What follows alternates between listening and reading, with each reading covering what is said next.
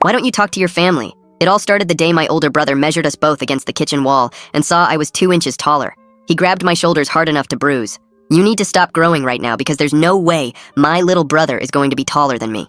I thought he was joking, but his face stayed deadly serious as he shoved me against the wall. I've been the tall one in this family for 23 years, and you're not changing that now just because you hit some freak growth spurt at 19.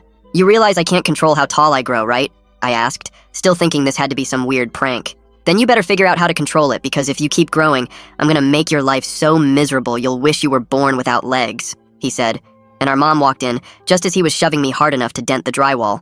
2 weeks later, he called a family meeting where he brought pamphlets about height reduction surgeries and demanded our parents pay for me to get my legs shortened.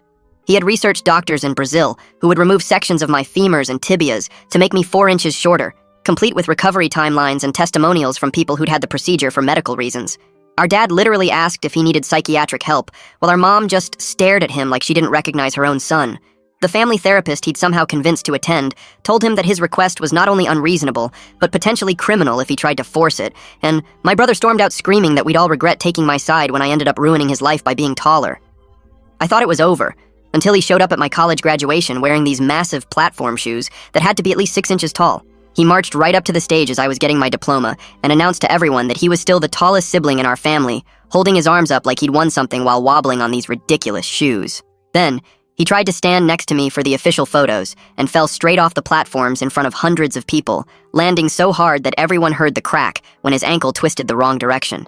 But instead of going to the hospital, he started injecting himself with black market human growth hormone right there on the graduation lawn, pulling syringes from his pockets and stabbing them into his thighs, while screaming that he'd grow 6 inches in 6 hours.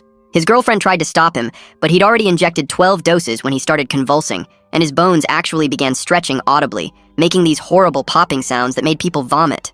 He hung himself upside down from the graduation arch while his body seized from the hormones, saying gravity would help distribute the growth, and his spine started elongating so fast that his skin split open along his back. He stayed up there for 8 hours injecting more hormones every 30 minutes while blood dripped from the tears in his skin. And when paramedics tried to get him down, he climbed higher and tied weights to his ankles to stretch faster. His body went into shock when his organs couldn't keep up with his skeleton expanding, and he finally had a heart attack and fell 20 feet onto concrete, his bones having grown so rapidly and unevenly that his skeleton had literally deformed into something that barely looked human anymore.